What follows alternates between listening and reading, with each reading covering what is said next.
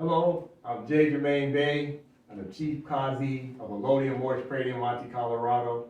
The acronym is AMPAC. I am the judge over a consular court.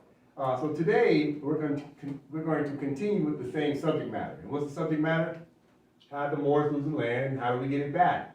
I.e., how did the Moors lose the E-state, and how do we get the E-state back? And how do we get it back? With a pen. The matriarchal council has to now create legislation to create a constitution, and that constitution creates a state, and that state brings its Moorish nationals back into a birth of a nation. So today we'll continuously go along the same subject matter. So keep in mind today is class 11. So what did we learn in class 10? We learned quite a bit. We learned about status, state, and state of facts. What did we learn about the word status as it relates to Black's Law Dictionary? We learned that the word status is synonymous to the word state. Standing, which means what? State of condition. So when Moore said they need to stand on their square, what are they trying to say? What they should be saying is, what's the status of standing on the square of their Constitution?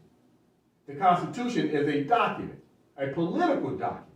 You have to stand on the square of your political document, right? That's called the Constitution. And the Constitution creates a state. And the state of affairs creates the condition for your Moorish nationals, right? So what have we been talking about lately? The three classifications that the ICJ was able to determine about Moors. And what was that? That Moors have three classifications. That's ipso jure Moor subjects, Moorish proteges, and Moorish nationals. If you're not a Moorish national, you cannot enforce treaties. So therefore, you're still considered an ipso jure Moor subject or protege, which means you don't have protections of international law, much less protections of your own state. So without a state, you cannot have protections. So in the definition of state, what did we learn? We learned that state was described in Black's Law Dictionary in the verb and noun. What was the verb? The verb represents what? The action of scribing the Constitution, so you can stand on that square of the Constitution, that document. That document is a circle, okay? That document is a circle. It makes a 360-degree circle. So understand that what are we talking about today? We have to continuously understand we're talking status now. As we start to understand international law, the ICJ is looking at the Moors of North America. They're looking at what? Their status. What about their status? Do they have a state? If they don't have a state, then they're stateless people with a nationality. And until they ratify a state, they're still stateless people with a nationality. So today we're going to continuously keep studying what do we need to do in order to get our E-state back as Moorish nationals and not Moorish subjects, not Moorish proteges, but Moorish nationals. Keep in mind, a constitution is a birth of a nation, a political birth of a nation. Because the Moors consanguinity already says we're a nation. However, we must be an organized nation based upon international law.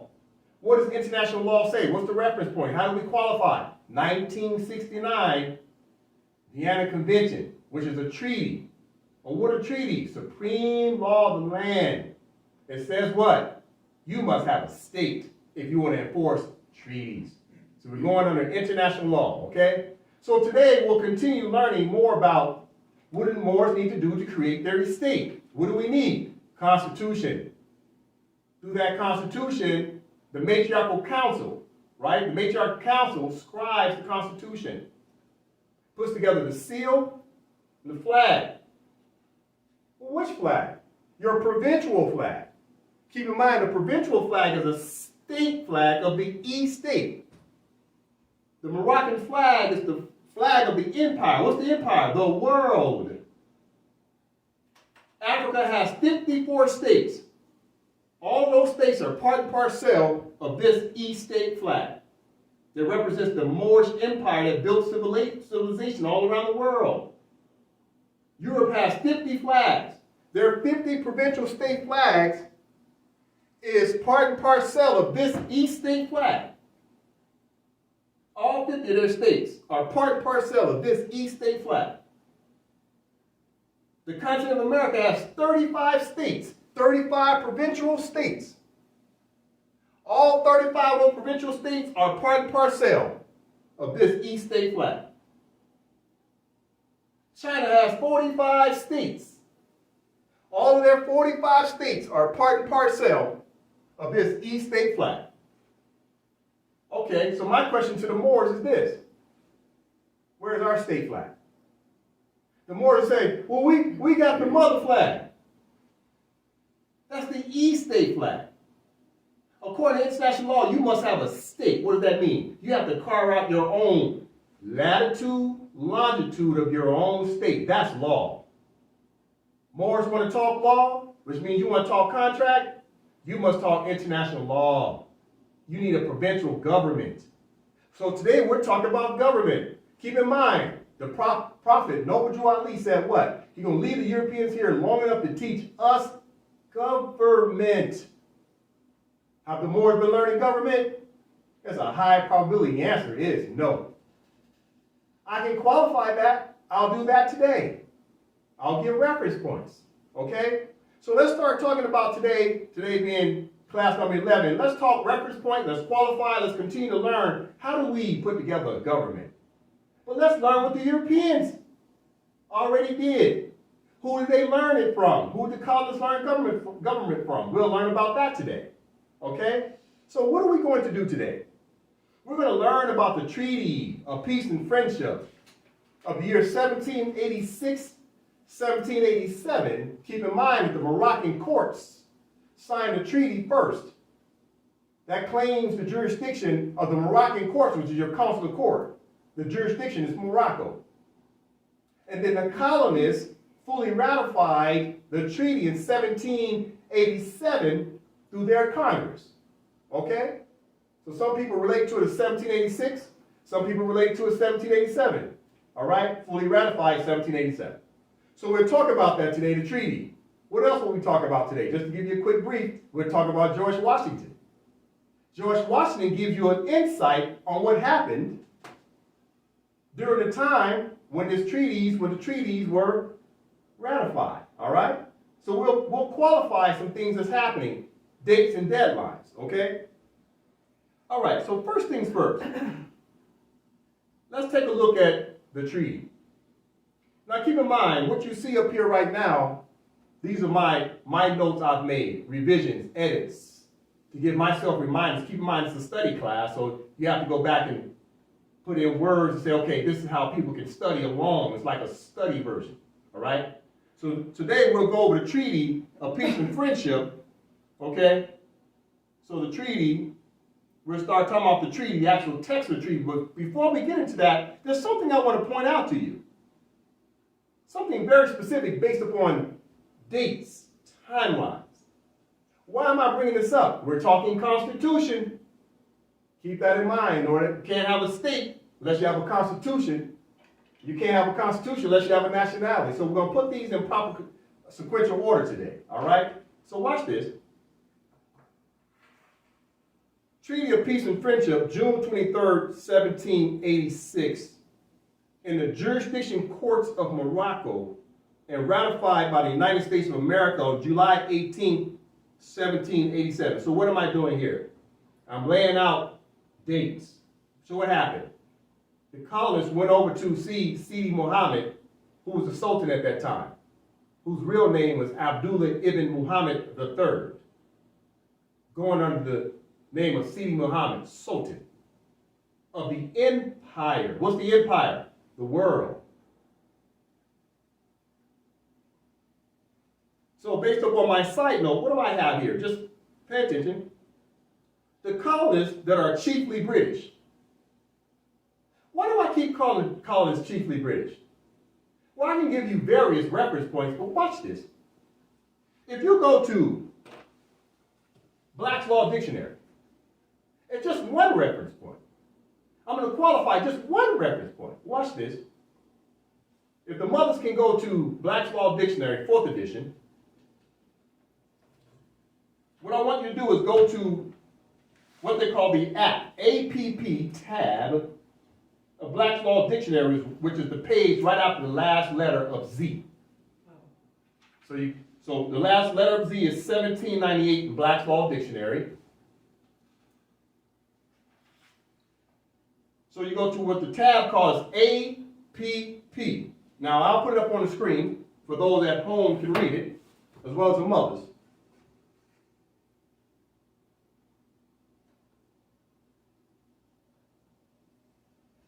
So when the mothers find it, this is what they're going to see. It's called a table of British regnal years. A table of British regnal years. Well, what does that mean? This is the Black's Law Dictionary. My edition is 1951. So why is it 1951 when you turn the book over, under what they call the app tab, it says immediately what you see up on the screen. So if the mothers could read the title, I'd appreciate it.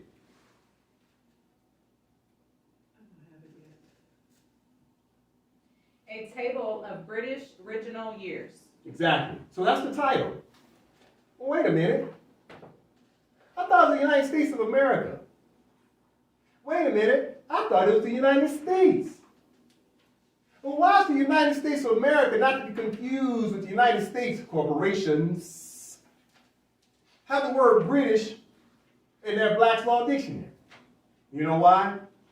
Because the colonists are still using parliamentary legalities in order to enforce said laws on Moors. It's an extension of Great Britain over to North America, claiming a monarchy, a commonwealth jurisdiction, which is called a territorial jurisdiction, subject matter jurisdiction, and personam jurisdiction over the land of Morocco.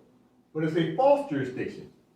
It's only to have a jurisdiction over citizens of the United States of America. It was never intended for Moors. So when you hear me call them chiefly British, even in their own law dictionary, they use the word British. Wait a minute. In the beginning of the book, Black's Law Dictionary, and what they call the preface. The preface. As soon as you open up the book, you get into what they call the preamble preface of the book. Okay? The preface. As soon as you open up the book, the preface. All right? So what I have on the screen is the preface of the book. All right, so if I can have one of the mothers read the preface, revised 4th edition, we're going to read a couple of paragraphs. So I can have one of the mothers read it. The sustained and growing popularity of Black's Law Dictionary since its appearance more than 75 years ago is a striking tribute to the scholarship and learning of Henry Campbell Black and to the essential soundness of the plan adopted by him for the compilation of a legal lexicon. So right in there it's telling you it's legal. It ain't law. It's legal. Wait a minute. I thought the title said law. Oh, but it's just a title. What's the title about? Blacks. Signs and symbols. Who else? What's the color of the skin? Brown. It's about what? The legality to usurp who? Black and brown persons under legal. Because people aren't crayons. So right in the preface, it tells you this is for legal. Legal what? Legally invalid feudal law. Signs and symbols. Listen, we're talking British law, right? Watch this. Let's read the second paragraph, qualifying. Why do I call them chiefly British? Just one of my reference points. Continue, Mother.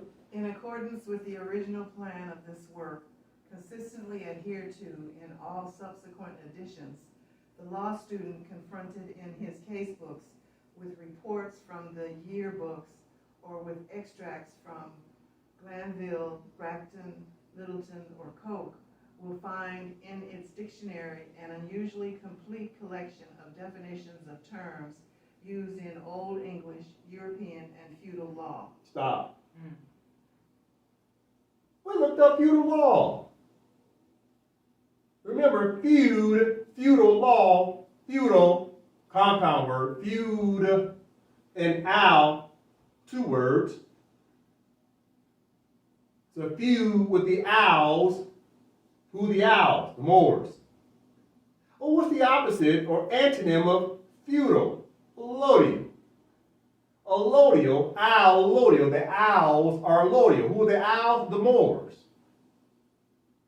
So therefore, this British laws, British English laws to usurp the rights of the Moors through extit and hypothecation.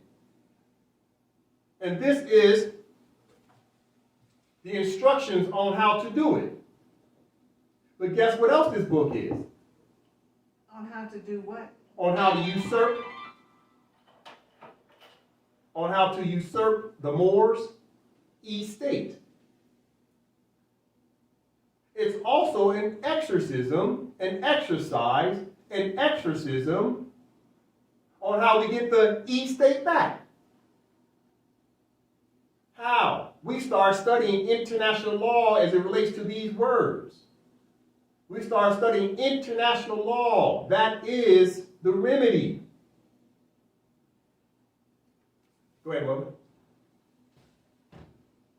So you're saying that this book is telling us, if we read it correctly, is telling us how to get our estate back.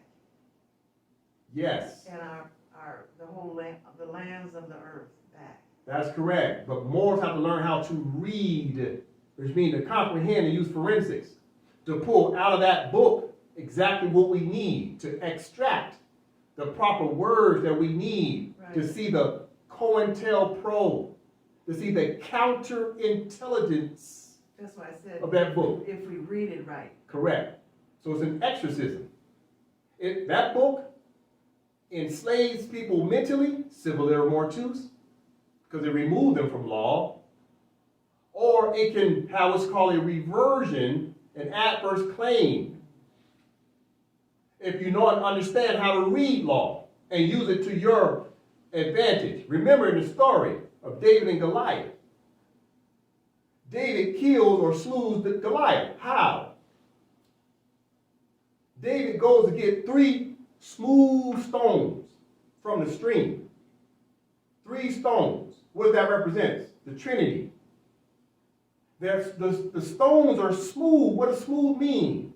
Those pebbles, those stones are old and aged. That the water that's going past it, the flow, the well, the ancient and archaic stones, reaching back to your ancient mothers and fathers. David reached back to his ancient mothers and fathers' law and got those smooth stones, because those stones didn't have rough edges, they were smooth. And what did he do? He put it inside of that tassel, and he swung it 360 degrees. That's the tassel. 360 degrees. What did he do? He hit Goliath, boom, right in the middle of his forehead. What does that represent? Hitting him in the third eye, the pineal gland. Knocking him on what? Conscious. Moore's been unconscious. Dorothy was unconscious. David knocked Goliath, the giant, unconscious. Boom, hit him with that smooth stone. What do you mean? Hit the giant with that ancient and archaic principles of law. He reached back and brought the ancestors with him. What else happened? After he knocked Goliath unconscious, what did he do? He walked up to Goliath and took Goliath's sword and chopped off Goliath's head with his own sword. What does that mean? You use their laws against them. This is a sword. The pen is mightier than the sword. Your pen and this book are synonymous. You must study law, more specifically international law, because that is the sword. And how do we knock the Wizard of Oz unconscious? How do we knock the United States of America unconscious? With the ancient and archaic law called common law that doesn't have the hyphen. The positive common law of Moorish principles, Moorish constitutions. We built civilization around the world. We can reach back. Remember, the colonists didn't write this book. They copyrighted this book. It's copy-paste from the Moors. They're using our law to enslave us. Remember, they told us it was illegal for us to read and write. So therefore, what they do, they knocked us unconscious. They reversed the Goliath story on us. We were Goliath. They hit us in the head, boop, knocked us unconscious. After that, they chopped our head off with a sword. It's called escape and hypothecation. We got to reverse that. And they remind themselves by blacks, law, and brown law. They remind themselves of what their obligations are, their charge d'affaires, is to keep the Moors from waking up and making a claim to the estate, which is Article 22 of the Treaty of Peace and Friendship. See, Moors can't make a demand to the estate unless they're conscious they have a nationality and have a state. We got to use our ancient principles. Let's continue. I have a question. Go ahead, Mother. A quick question. As I'm thinking while you're telling the story, I just wonder what was their end game? Did they think that all Moors were just going to die off and then they were just going to go in La La Land and no Moors? Because they can't live without Moors. You must understand that all empires have an age. They start and then they end. And a new one starts and then it ends. And a new one starts and then it ends. You know why the colonists won't be able to hold on to power? They have no matriarchal council. As soon as you remove the mothers from the equation of legislation, it becomes a clock of destiny. You won't last long without the mothers. When a patriarchal system comes into play and removes the mothers, and the patriarchs want to stand up and act like they're kings, when you can't be a king, ain't no such thing as a king without a queen. Any king was a prince first. And before he was a prince, he was in his mother's womb. So how can a king ever rise above a queen? Ain't no such thing. That's why in nature, there's only a queen bee. All males are supposed to be part and parcel of the estate, the mother, protecting her. That's what that provincial state does. It protects the estate. You're part and parcel, a little small section of the estate. So to answer your question, if the Moors don't put the matriarchs back into legislation and the matriarchal council, guess what? Another empire will start and end. If the Moors don't put the mothers back in charge, it won't last long. That's the purpose of why I do what I do. The mothers made me the judge. To do what? Interpret the law and enforce the law. What law? The law that the matriarchal council created. I'm protecting my mother. Physically, my mother, as well as the political documents. That's my job. That's my charge. I've been charged the affairs as an official officer of our state with a title of judge of consular court to protect the mothers. That's my obligation. I signed off on the Constitution for a 20-year obligation to protect mothers.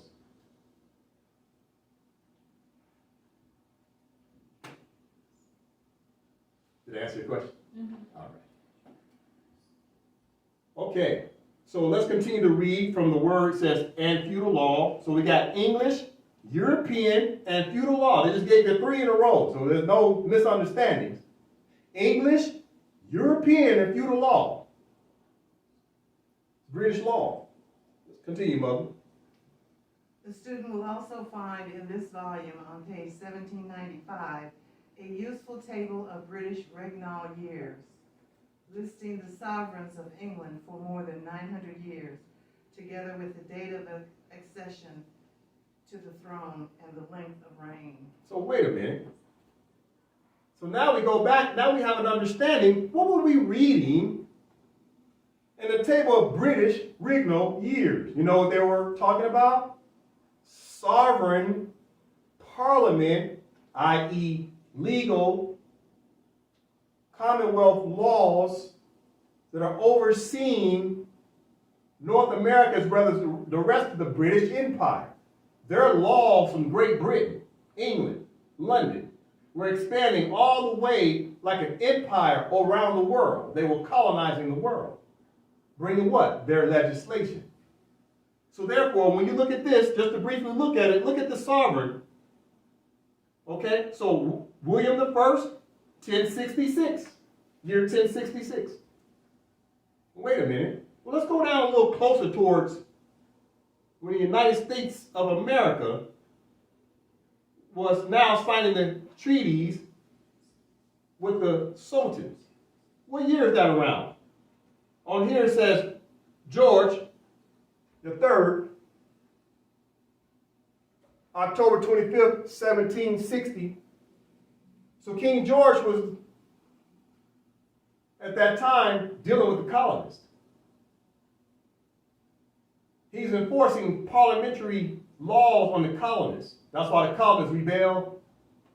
No taxation without representation, because the British were still controlling their laws, even in Morocco, because the colonists were seeking asylum and refuge from the Moors.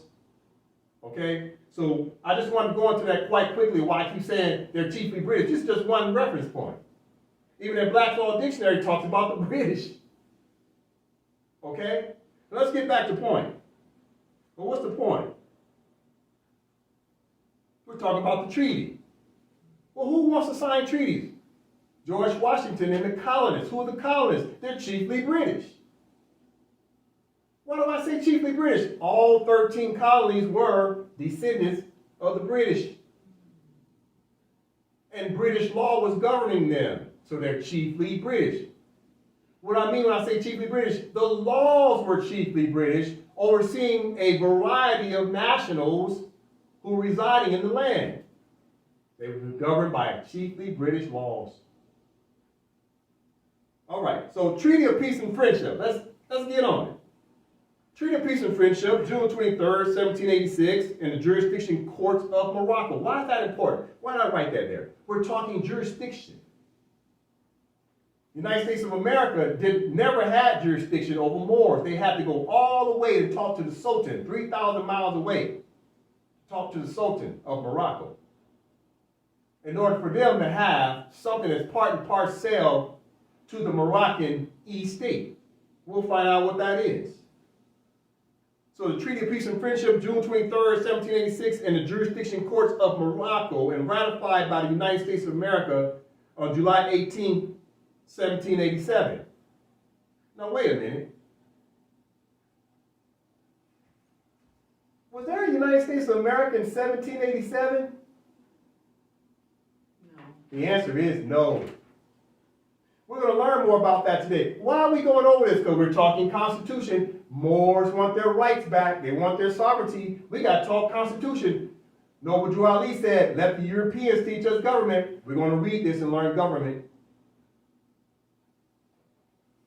My side note, the colonists that are chiefly British established their first constitution known as the Articles of Confederation on July 17, 1777. Keep in mind, in 1776, they declared their independence. Independence from who? Great Britain. They didn't want to be British no more. They wanted expatriation status. They denationalized themselves, said we no longer want to be British. So they went under several nom de guerre, such as settler, pilgrims, colonists, Quakers, etc. And eventually they created what was called the Continental Congress on behalf of what they call the Articles of the Confederation, which was a constitution they put together. We're talking about that today. Okay, so if I have the mothers read from the word however, that way we get the mothers in here as well.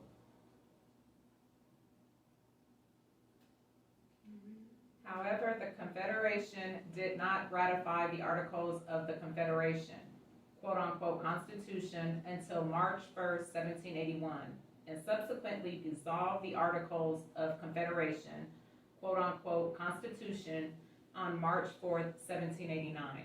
The Constitution for the United States of America was not ratified until June 21st, 1788. The governance began on March 9th, 1789.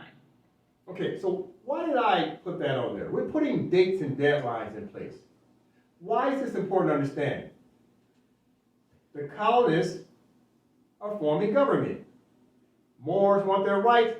Moors got to learn how to form government. The colonists formed government. Let's see how they did it. Okay? So what happened? They proclaimed their independence in 1776. Immediately in 1777, they started working on their constitution. What does that tell you, Moors? If the colonists were cognizant that they needed a constitution, why aren't the Moors cognizant that they need a constitution? We'll talk about that today. However, the Confederation did not ratify the Articles of the Confederation Constitution until March 1781. So in 1777, they started putting it together. But they didn't ratify it until 1781, okay? And then, subsequently, they dissolved that Constitution on March 4th, 1789. So from 1781 to 1789, only 8 years they had that Constitution. Why is that? Only 8 years? We'll learn why. What happened? The Constitution for the United States of America was not ratified until June 21st, 1788. And governance began in March 9th, 1789. So they ratified a new Constitution of the United States of America, another Constitution, second one. But they didn't start governance until March 9th, 1789. So let's just stick with the years. They ratified the Constitution in 1788, Constitution of the United States of America. And then they didn't start governance until 1789. Well, wait a minute.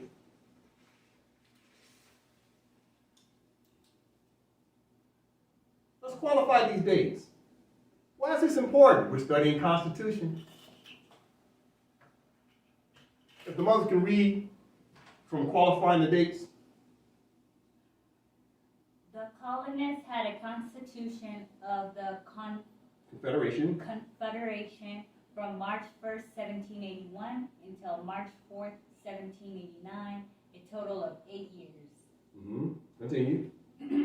The United States of America was not the name of the colonist constitution on July 15, 1786, or on July 18, 1787. According to their records, the colonists were still operating as the Confederation. Okay, so why is that important to understand? Well, watch this. What did we just read? The United States of America was not the name of the colonist constitution on July 15, 1786. What happened in 1786? Oh, let's go back up. The Treaty of Peace and Friendship was signed in 1786. So wait a minute. If the Treaty of Peace and Friendship was signed in 1786 and fully ratified by the Congress in 1787,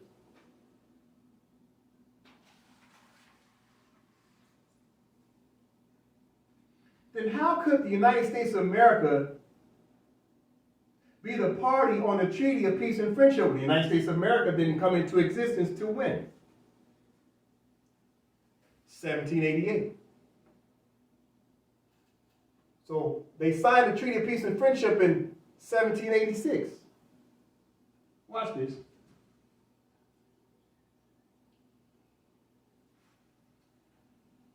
If the Confederation signed the Treaty of Peace and Friendship as the United States of America and not the Confederation, then that is what you call fraud. Wait a minute, let me explain myself. I don't want to confuse nobody. The Treaty of Peace and Friendship was signed in 1786 and ratified July 1787. However, the United States of America Constitution was enforced 1788. But they already signed the treaty in 1786. The United States of America didn't exist in 1786. So how could the Treaty of Peace and Friendship be in the name of the United States of America? The United States of America did not exist in 1786 or 1787. So what was the name on the original Treaty of Peace and Friendship? Articles of the Confederation. The Continental Congress that was governing at that time under their treaty, under their constitution that they ratified. Watch this. Let's go back up. Go back up. Qualifying the dates. One more time. The colonists had a constitution of confederation from March 1st, 1781 until March 4th, 1789. A total of 8 years.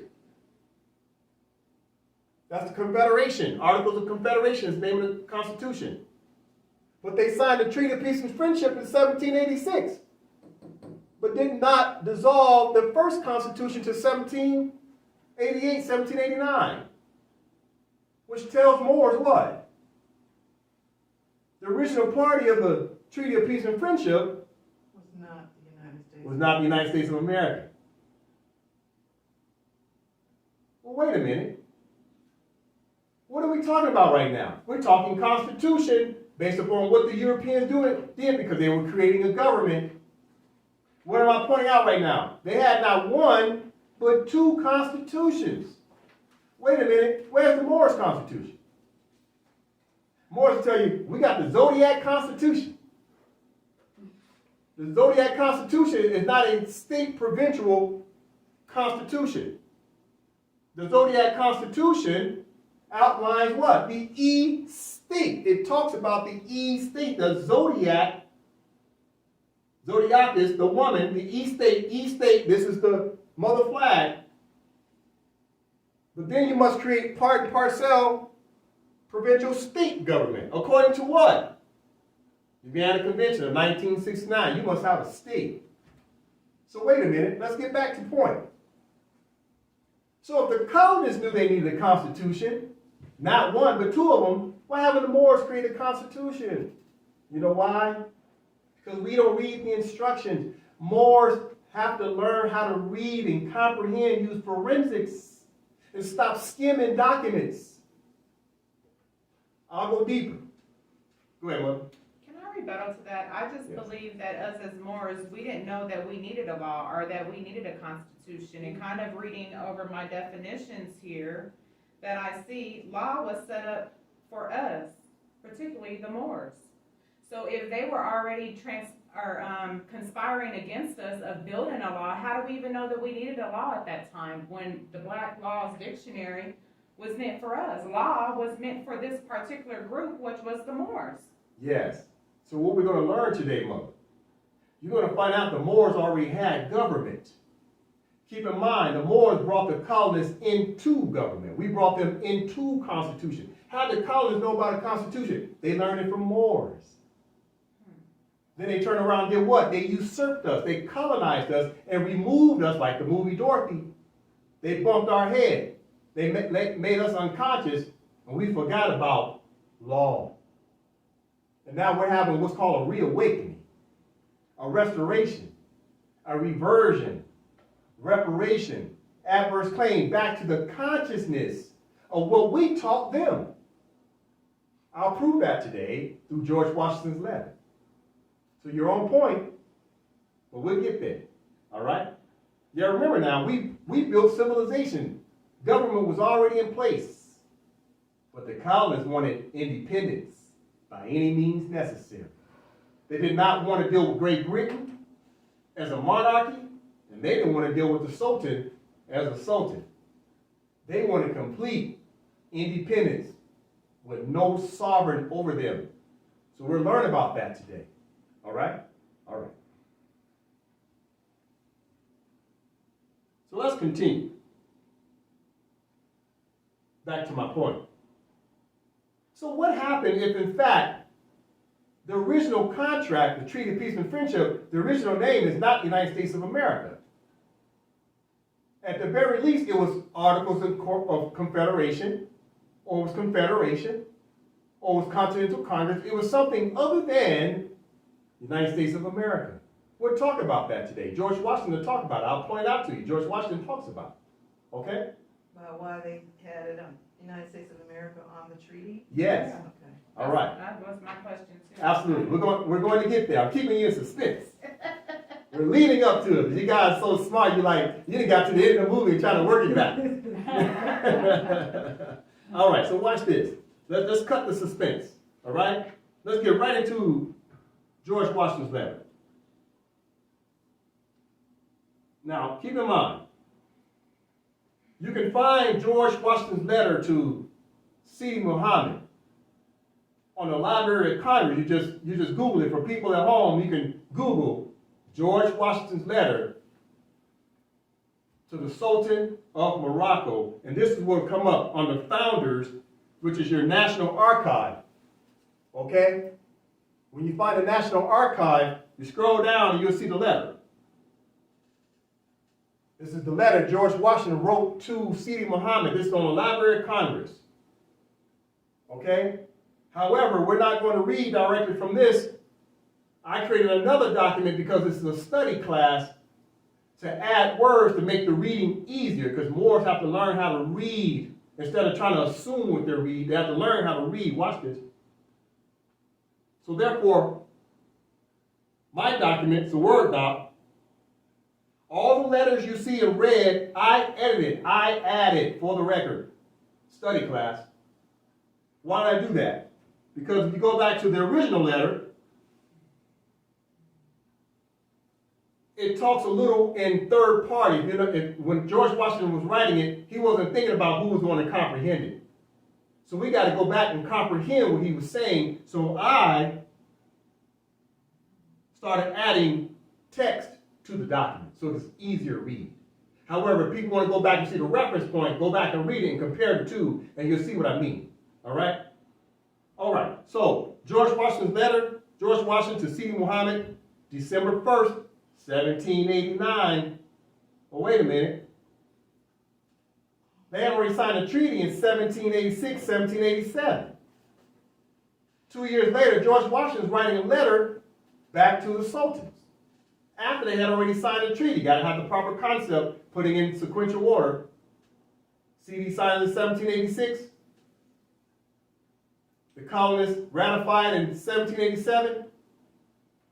George Washington's writing a letter to the Sultan in 1789. Let's continue from there. All right, so we can have the mother start reading.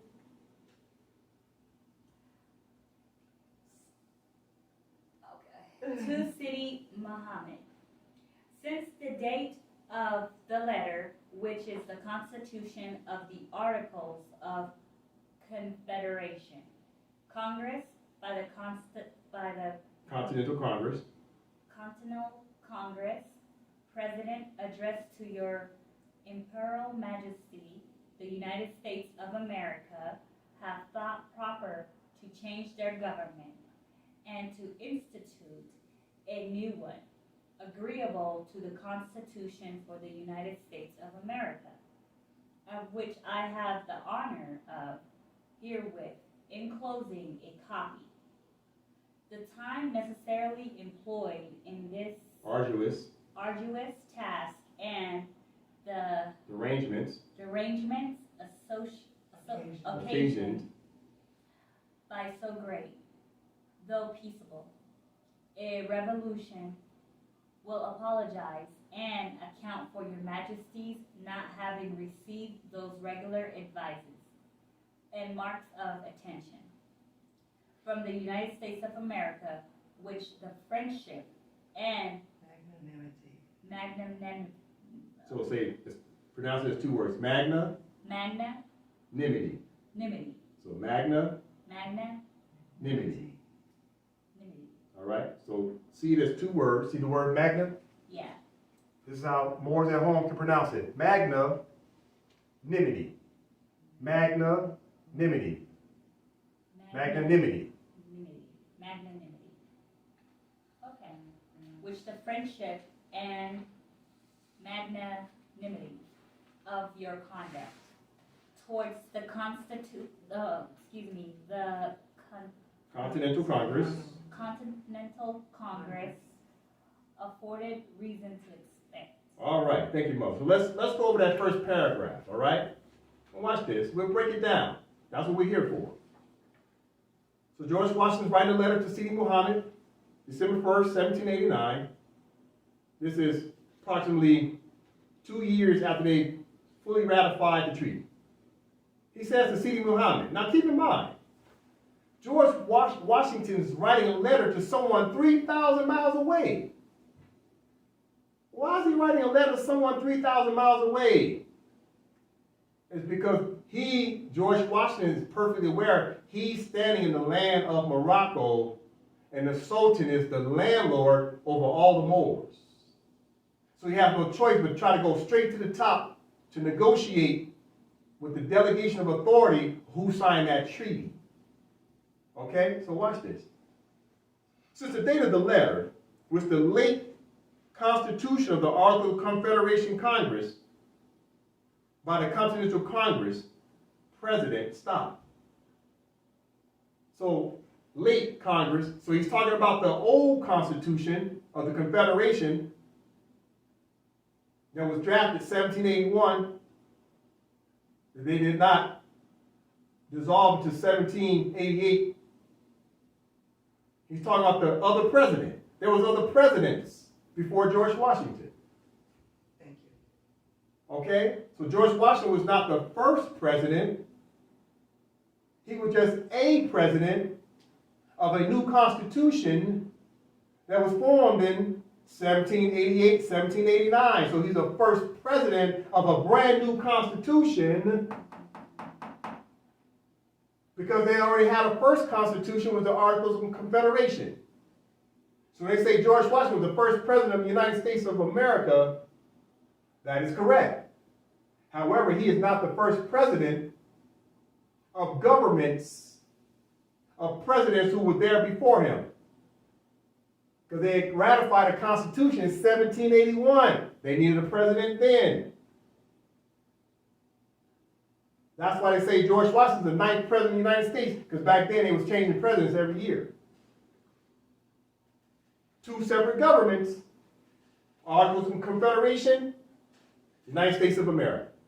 George Washington is the first president of the United States of America Constitution. Why are we talking about this? Moors must create a constitution. We're talking constitution. Go ahead, Mo. So the presidents prior to the United States would have been the presidents of the Confederation. Yes, that's correct. All right? Why are we talking about this? Because we're talking about forming government. Look what George Washington did. We're going to learn something from George Washington today. Let's continue. From the top. Since the date of the letter, which the late Constitution of the Articles of Confederation Congress by the Continental Congress, President, addressed to your Imperial Majesty, the United States of America have thought proper to change their government. See, Moors be zipping past this. They're talking government here. They changed the government. How did they change the government? Create another constitution. And to institute a new one. What did they institute? Another constitution. They created what? A state. They start calling themselves United States.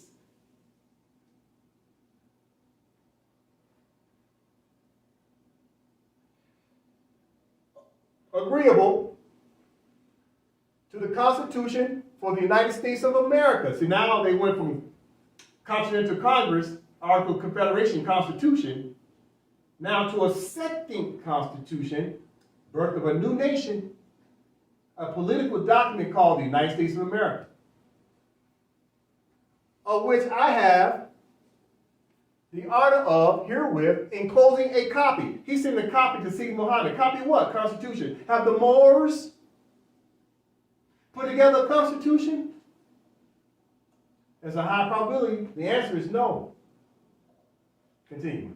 So with our presidents prior, like John Hanson was considered a Moor, right?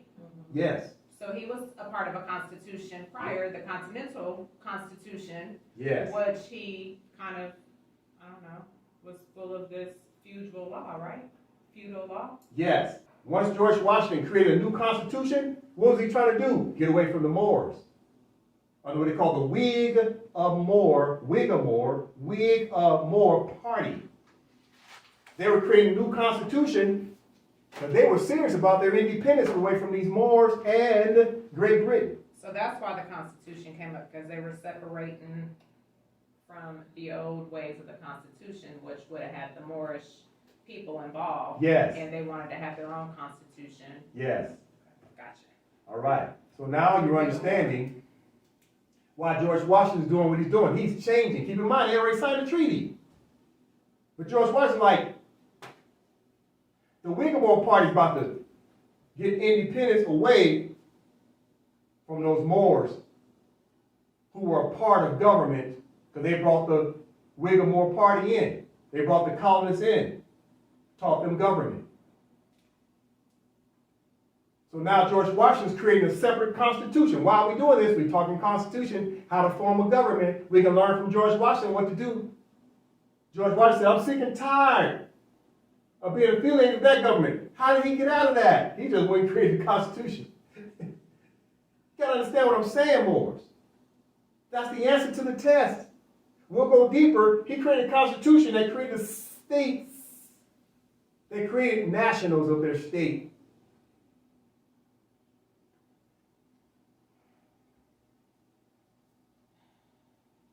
But thank you, Mother, for the question, because it just shows the level of the mother's intelligence in the room, that you're already figuring this thing out.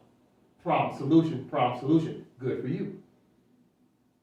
Okay, from the top. Since the date of the letter which the Constitution of the Articles of Confederation Congress by the Continental Congress presidents addressed to your Imperial Majesty. Wait, Imperial Majesty. This is George Washington writing a letter. What does imperial mean? See, George Washington knew imperial means what? Empire. George Washington knew he was standing in Morocco because he's talking to a sultan 3,000 miles away, because he knows he's standing in Morocco as part of the empire. Imperial means empire. Imperial Majesty. The United States of America have thought proper to change their government and to institute a new one. Wait, Moors. Moors just need to institute a new government. That's the point I'm making to you right now, mothers. Moors want their rights. Do what they do. Learn from George Washington. Institute a new one. The prophet said we can learn from the Europeans. Guess what we're learning right now? Institute a new government, Moors.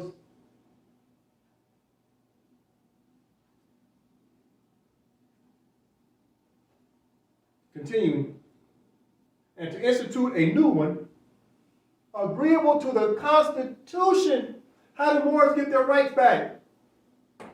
Agree to a Constitution to create a state. It's that easy.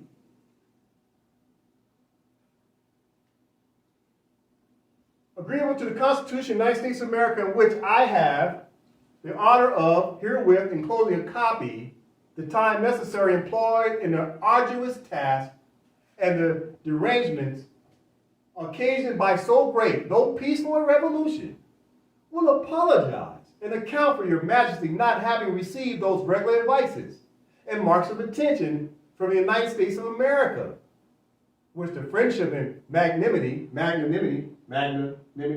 magnanimity of your conduct towards the Continental Congress afford a reason to expect.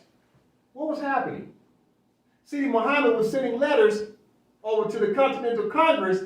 They wasn't responding back. He's like, hey man, Sultan said, why aren't y'all listening to my letters? I just signed a treaty with you, 1786, 1787. Now in 1788, I'm sending you letters, y'all ain't answering. Why? They were talking about change. The colonists were infighting. They were rebuilding. And with the Moors. They were fighting with the Moors. So they said, you know what? George Washington said, we're going to create a new constitution. We want independence from Moors, and we want independence from monarchies in Great Britain. So they instituted a new one. What do Moors have to do? Create a new one. What did AMPAC do? Created a new government. Through our Constitution, they created the state. Now we're Moorish nationals. What did George Washington do? He created a new constitution, created a new state. They became the United States of America. Just like that. With what? A pen. That's the truth. Let's continue.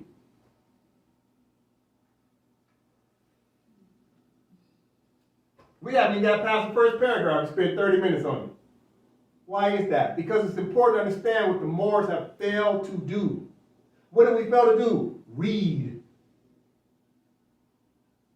This is an instruction on how you create a government. Moors haven't been creating government. Moors have been self-appointed. You can't be self-appointed nothing. You have to have a government. That's what George Washington's telling Sidi Mohammed, look, man, we created a new government. Is the Moors telling the United States of America they have a government? Yeah, some Moors have been saying that, but guess what? They're self-appointed. Can't be self-appointed nothing unless you have a constitution. This constitution creates the status. The status creates the state. Okay, Mother, so we can read next paragraph, please. We greatly regret that the hostile disposition of those regencies. Wait, time out. Should we start from the United States of America? At the top. Oh, I get down there. Okay, let's start from the top. Okay, the United States of America, having unanimously appointed me to the supreme executive authority in this nation, Your Majesty's letter of the 17th August 1788, which by reason of the dissolution of the late government remained unanswered, has been delivered to me. I have also received the letters which your Imperial Majesty has been so kind as to write in favor of the United States of America to the Bashars of Tunis and Tripoli, and I present to you the sincere acknowledgments and thanks for the United States of America for the important mark of your friendship for the Continental Congress. Okay, well, let's break down this article. What's happening? Remember early on, I described the fact there was no United States of America at the time the treaty was signed. Now, George Washington's created a brand new constitution with a new name on it. What did he want the Sultan to do? He wanted him to create what you call an amendment of the treaty and add the United States of America. So therefore, George Washington's thanking Sidi Mohammed, hey man, I appreciate you allowing us to change our name to be affiliated with the treaty. But see, why are we being taught this? About the fact that the original subscribers to the treaty was not the United States of America. They became part and parcel after the fact. And Sidi Mohammed allowed them to do it. That's why he's thanking Sidi Mohammed. But wait a minute, what's my point? Moors have to create a government. We are the Moroccan government. That the colonists have to come to the Moroccan government to get permission for everything they do. But the only way the colonists ever going to talk to the Moroccan government is that the Moors, the Moroccan government, has a government, a state. Then the United States of America is then obligated to deal with disputes between these two states. The United States got a problem with Moors, you got to come to a Moor state to talk about it. The United States want to do something in our jurisdiction, the United States wants to do it, they got to come to Moors to do it. But the Moors haven't had a state. So the United States of America has been running amok in Morocco. Why? Because the Moors failed to simply just create a state. That's the answer to the test. Constitution creates the state. The state creates your rights as Moorish nationals. Without a state, you're stateless, and you can't enforce nothing. You cannot be self-appointed. That's not a state. That's de facto. You don't want to be de facto Moors talking about your self-appointed. Nothing. You got to now ratify a constitution that creates the state through elected officials. These are governments talking. George Washington ain't talking as he's self-appointed. He's talking government through a constitution. Moors got to learn this. Let's go on to the next paragraph. We greatly regret that the hostile disposition of these regencies, i.e. Moorish jurisdiction and government, towards the United States of America, colonists, who have never injured Moors, is not to be removed on terms in our power to comply with. Within our territories there are no mines, either of gold or silver, and this young nation, just recovering from the waste and desolation of a long war, have not as yet had time to acquire riches by agriculture and commerce. But our soil is bountiful and our people industrious, and we have reason to flatter ourselves that we shall gradually become useful to our friends. Thank you, Mother. Oh, wait a minute. Go ahead, Mother. So just for clarification, okay, we had a government, we had an estate, we had a constitution. What happened to our government when these colonists, these imposters came over here and just stole it from us? What happened to the original government of the Moors? We got colonized. It was called use of force. Keep in mind, remember back in our previous classes, we talked about the Enemy Alien Act of 1798. But this is after the fact. It's 1798. Yes, got to put in proper sequential order. 1798. Okay? But before 1798, what happened? The treaty was signed in 1786, fully ratified in 1787. George Washington comes out in 1789 and says, no, I'm changing it. So by 1798, they're already saying, we ain't working with these Moors no more. 1789 is their year the Whigamore party said, we ain't dealing with Moors no more. 1789. So by 1798, 9 years later, they had already classified Moors as being aliens and subjects.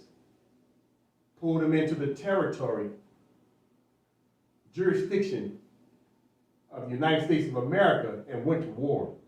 What else happened in 1798? Same year, the United States of America no longer wanted to keep the treaty with France.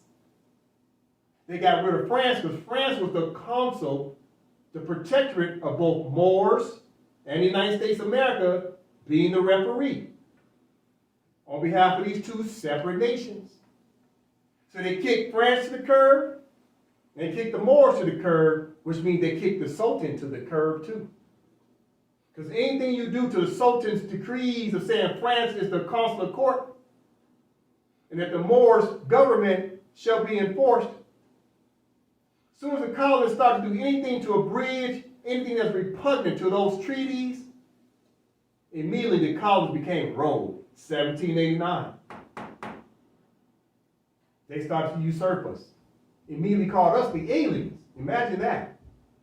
After we gave them refuge and asylum in our land and taught them government on how to get what?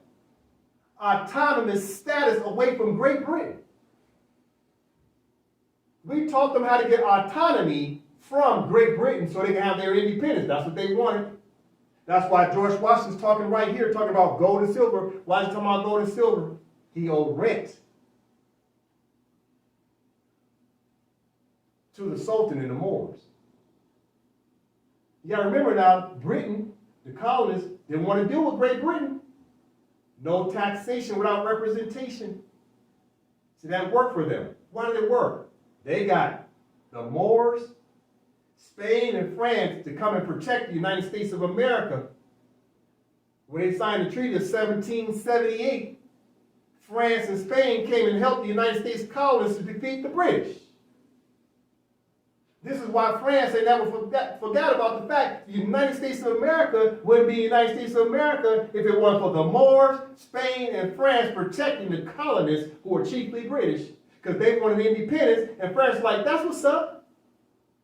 Any enemy of Britain is a friend of mine.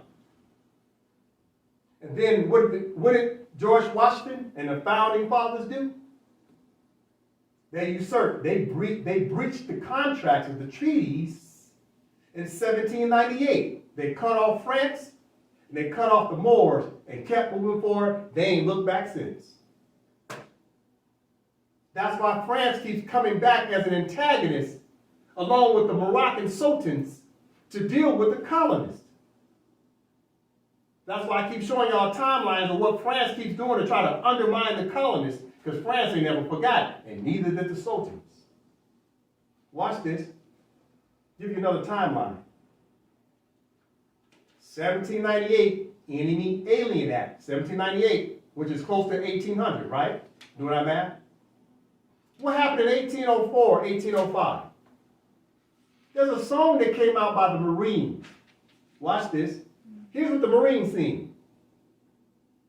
From the halls of Montezuma to the shores of Tripoli, we fight our country's battles in the air, on the land, and sea. Let's go back to the beginning. From the halls of Montezuma. Where's Montezuma? Yucatan. Where's Yucatan? Mexico, Morocco, Olmecs. Morocco, that's marketing empire. Where's the shores of Tripoli? Morocco, North Africa. So in 1804, 1805, the United States of America, because the Sultan was upset with the colonists, they said, you know what, Sultan? Shut the hell up. We're going to go to war with you. We know how to deal with sultans and monarchs. Keep in mind now, colonists signed a treaty 1786-87. They already went to war with the Sultan by 1805. Totally wrong, breaching the contracts. They conquered us, mothers. The Marines sing about it. They conquered who? From the halls of Montezuma, Moors, to the shores of Tripoli, Moors. They conquered the Moors. After they conquered us, they made us get out of the seats of government. And they took over our buildings. Them limestone buildings you'll see all over the world, Moors built those, not the colonists. You look on pictures, they got a mule outside of a masonry building. He ain't do nothing, he ain't build those buildings. Y'all got a damn mule. That's as far as y'all technology goes, a mule. We build pyramids, y'all got a mule and want to put your placard on our buildings and say, we built this in 1860. You must always understand, though, mothers. Moors helped the colonists. Your sellout Moors, your COINTELPRO Moors, your conversant Moors helped the colonists. Watch this, I'll say it again. The colonists cannot win a war without a Moor. That's the truth. So don't blame this just on colonists. They had help. If you watch any so-called Indian movie, you always see some Indians dressed in some damn fatigue of a military guy. That's a sellout. He's dressed in army fatigue and with a damn mohawk. Moors are no different. We did the same damn thing. We were getting paid to help the militia on behalf of the colonists. Why? That was your sons, mothers. That was your sons. You got to create legislation to keep them from being able to do that ever again. That's the truth. Let's get back to the point. We greatly regret the hostile disposition of those regencies, i.e. Moorish jurisdiction and government. Moors already had governments. The colonists were fighting with the Moors and fighting with the British towards the United States of America. So the Moors were fighting the United States of America. Some Moors were with the United States of America, and some Moors were fighting against the United States of America. That's why George Washington pointing it out. Hostilities. Who have never injured Moors, trying to say the United States of America wasn't trying to injure Moors. He ain't telling the truth. But he's trying to tell Sidi Mohammed, man, I'm maintaining that treaty, man. And that treaty said we're supposed to be at peace. So I don't want you tripping, saying we arguing with the Moors, because I need you to accept this new constitution that says United States of America in good faith. So watch this. Why do I have in bold is not to be removed? Who is not to be removed? Listen, Moors. George Washington and the colonists were not supposed to remove Moors from government. Much less from the territories, the regencies, the dominion from which they live. Trail of Tears. They removed us from the land, our regencies, and they removed us from government. They removed us from government first. Moors got to understand this, what they're reading. This is a document about government. The colonists, George Washington was supposed to remove Moors from government now that they created a new constitution of the United States of America. But the Whig Moor Party said, we're done with these Moors. So when you hear Tosh Bay always talking about stay on the yellow brick road, he's talking about keep studying your ancient and archaic laws of your mothers and fathers. Study international law. Study what the Moors had government in place already. That's why Tosh keeps saying enforce the Constitution. Because he knows that Constitution that George Washington adopted came from constitutions that the Moors had already wrote. The founding fathers didn't found nothing, or should I say invent anything. They found it already. It's called copy-paste. Right? Then they put what? Patents on everything. Like it was theirs. Yeah. They put patents on everything as if they created. They don't create governments. We brought them into government. That's why they say they adopted the Constitution. If you adopt something, that means it wasn't yours. You brought it in from somebody else's family. What family did they adopt the Constitution from? The Moors already had government. We got colonized through use of force. Trail of Tears. They removed us from the seats of government and then got us the hell out the territory. And those Moors who stayed either had to now submit or just constantly be at war. Through their oaths and rituals. Yes. So what's happening? Once we create the state, we got Moorish nationals, we teach them the history. The women give birth to the child. Our new children will come out now, learning real law and not indoctrination anymore. Based upon Rockefeller and Frederick T. Gates of 1902. Those days are over. Islam. Islam. Myself. It's Islam. I self-law and master. We have to now take it. We have to take our own affairs into our own hands and stop waiting on the colonists to do something for us. We don't come to them for nothing. They want to do their thing, fine. They got jurisdiction over what? Their citizens. But they don't have jurisdiction over Moorish nationals.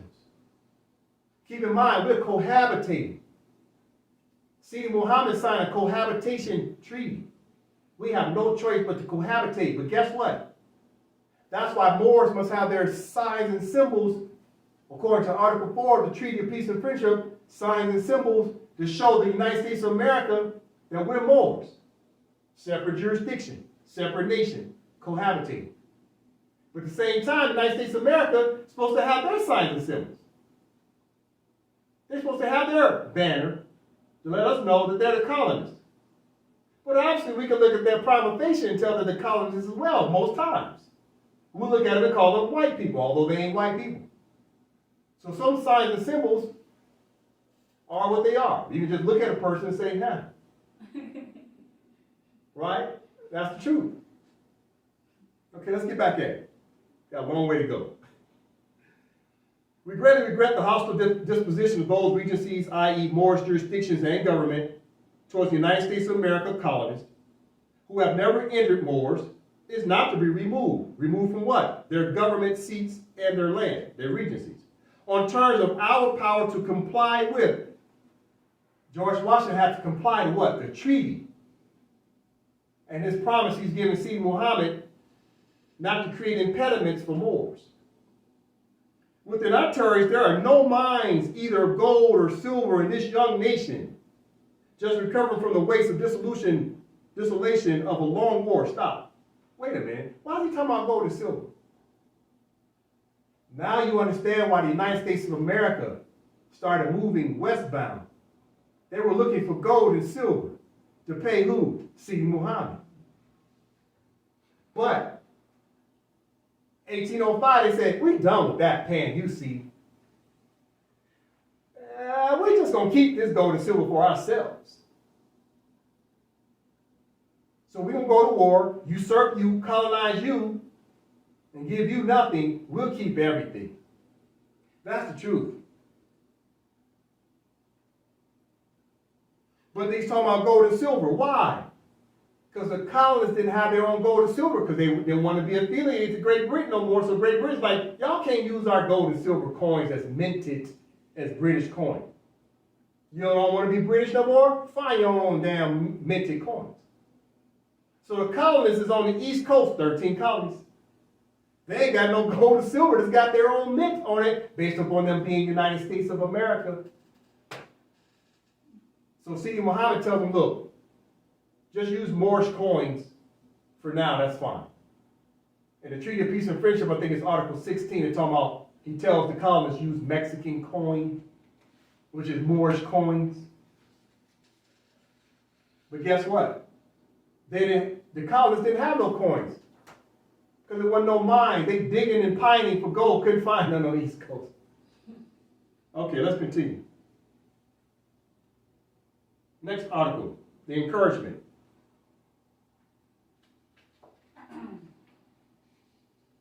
The encouragement which your majesty has been pleased generously to give to our commerce with your dominions, i.e. land of Morocco jurisdiction, the punctuality with which you have caused the treaty with us to be observed, and the just and generous measures taken in the case of Captain Proctor, made a deep impression on the United States of America and confirmed that respect for and attachment to your imperial majesty. Wait a minute.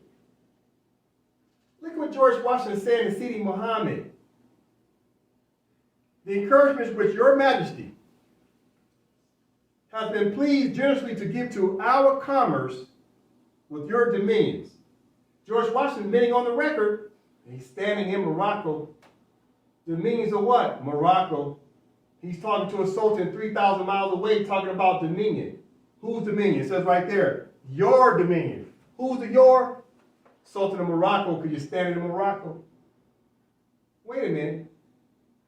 So if George Washington knew this, all your previous presidents knew this, which means ever since the United States of America, not to confuse the United States or be confused with the original colonists of Jamestown, going back all the way to 1620, they've always known they've been standing in Morocco.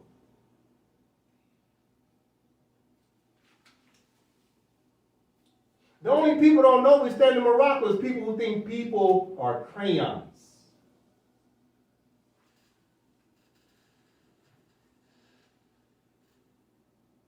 Jamestown, you bringing up like the Wild Wild West, right? Yeah, Jamestown's, the original colony before they created the 13 colonies. They're all chiefly British. They all come from Great Britain and set up colonies. And that's why they call them the Colonists. So George Washington said on the record, I know this is Morocco. That's known. But keep in mind, after 1789 and then 1798, Enemy Aliens Act, they said, we're done with these Moors. We're about to hit them on the head like Dorothy. about to hit them in the head like Goliath, make them unconscious. Then they went to war with the Sultan 1805, 1798, Enemy Aliens Act, 1805, they go to war. They didn't want to pay the rent.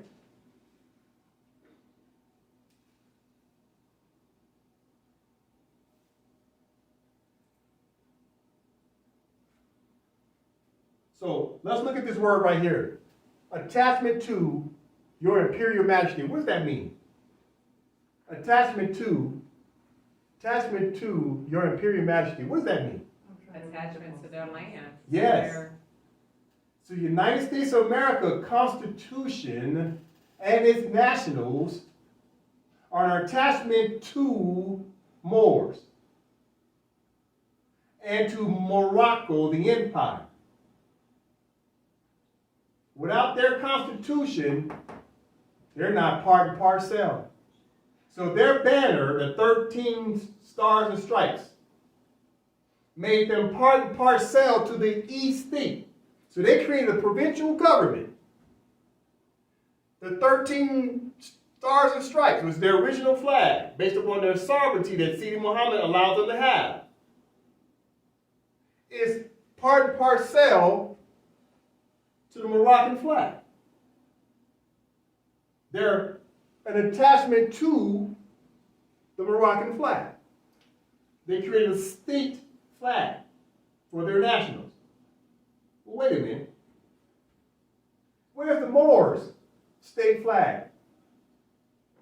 This is the East state flag. Everybody is part and parcel of this flag. Where's the Moors' state flag?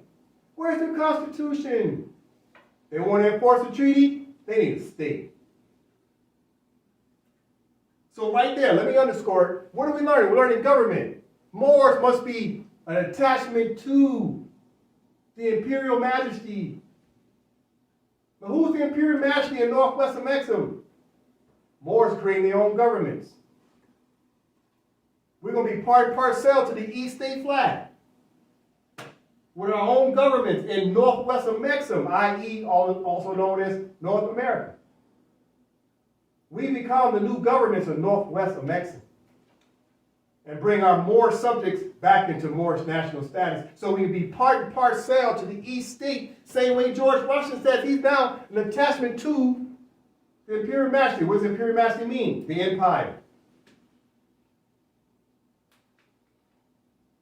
Let's continue.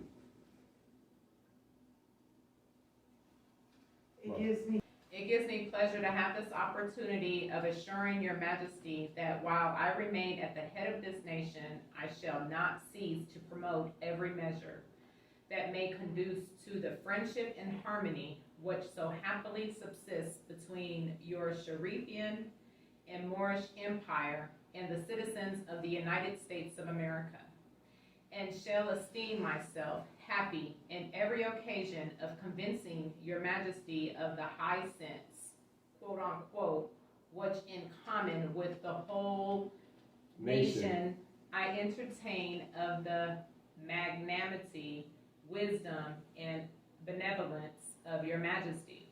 Stop. Thank you, Mother. Watch this. Let's go back through it real quick. It's real simple. So George Washington said, it gives me pleasure to have this opportunity of assuring your majesty that while I remain at the head of this nation, what nation? United States of America, even though he's Morocco. Wait, we're learning government right now more. So what is he saying? Once he created the Constitution, they created the state, he immediately made them a nation of nationals. They were no longer subjects or proteges of the previous government. The mothers must understand legislation can make you turn right into a nation with a pen just by creating the Constitution that creates the state. It's that simple. But the mothers have to use their intellect and your charm to bring your sons back into the constitutional fold of government. If they don't, they are considered stateless people. The United States of America saying, well, we checked all these boxes. Ask Sidi Mohammed. And the Moors right now saying, well, we want to enforce the United States to be bound to the treaties. Well, wait a minute, Moors. You got to read international law. 1969, the Vienna Convention says you must have a state. Until you have a state, you're stateless people. You have great analogies, and I'm sorry to get off the topic, but in Deuteronomy it talks about how we will become the tail of the nation and the imposters will come over and become the head. Yes. What's the end game? Then eventually all Moors around the world come back to this East State flag. Around the world. That's called Europe, China, India, you name it. The copper-colored people will come back home to the East State. And we'll be back in rulership. But we'll never have rulership if the mothers are controlling legislation. That's the point. That's the end game. All the nations must come together, all the states of more states all around the world. That's the end game. Does that answer your question, Mother? Yes. Let's go to the last paragraph.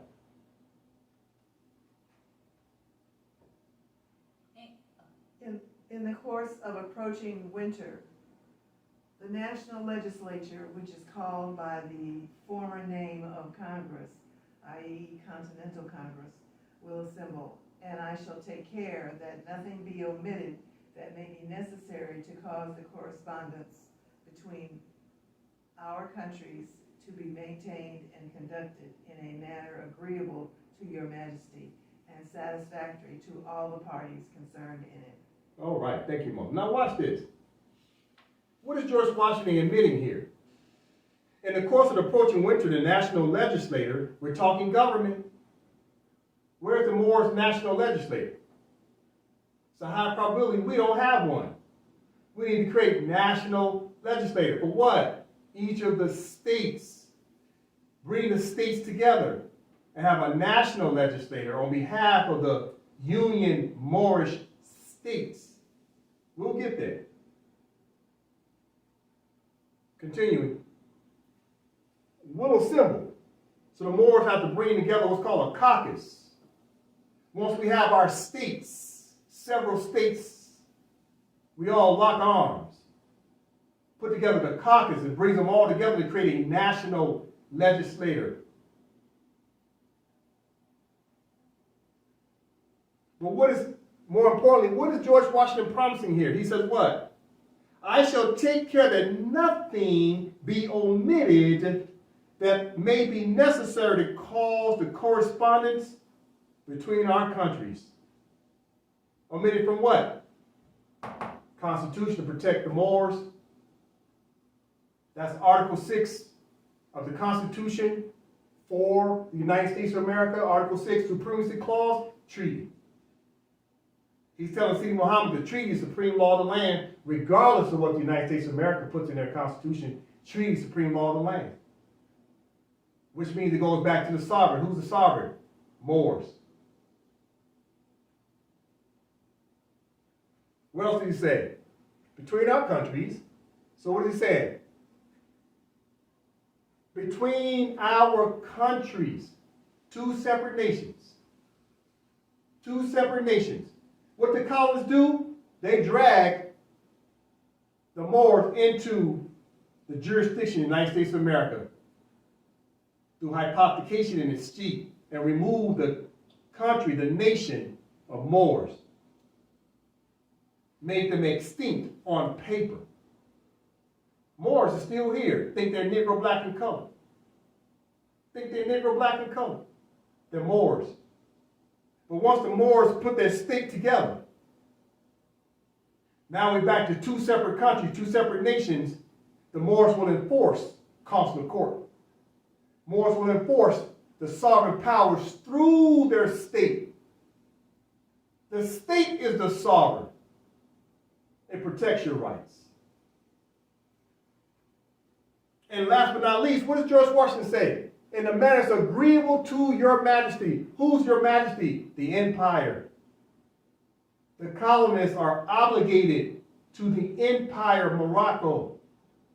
Not to the Sultan, the empire, the dominion, the land. So the colonists living here in what they call North America are obligated, agreeable through what? Treaty. To be part and parcel and maintain their obligations of Moors having consular court and their original jurisdiction as being the allodium, sovereigns of the land through their states, not self-appointed officials, state officials. That's what we're learning here from George Washington. Moors have to understand, George Washington's talking about government. How do you put together a government? Constitution. That creates the states, United States. Where's the Moor state? That's the answer to the test. Okay.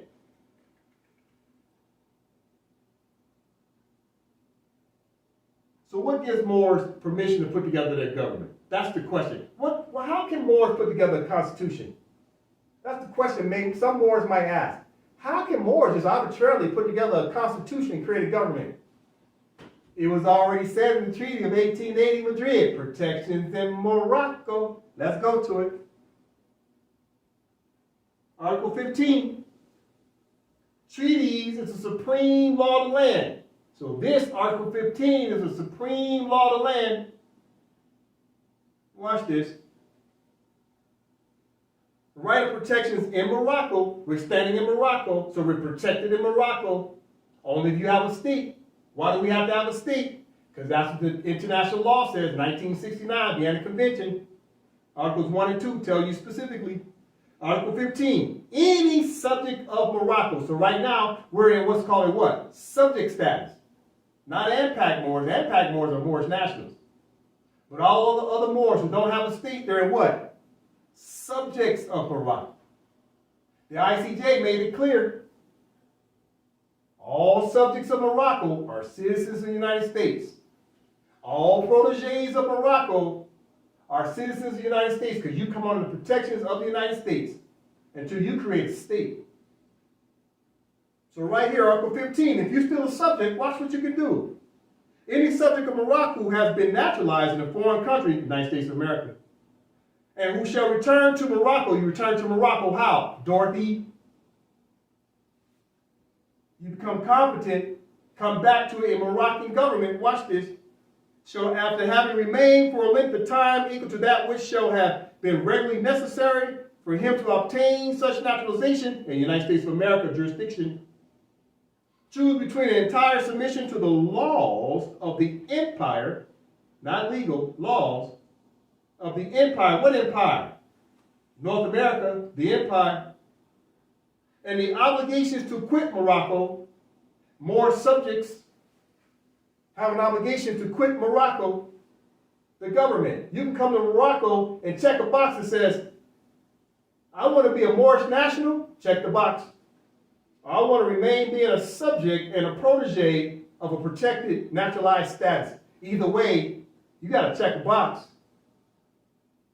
You can't be out there just saying, I'm a citizen of the United States. You have an obligation to come back to a Moroccan government and say you want to be a United States of America citizen.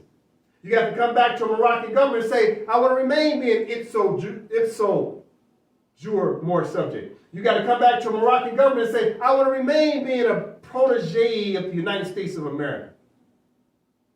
And Moorish nationals have to come back and say, I just want to stay over here. Moorish national of the state.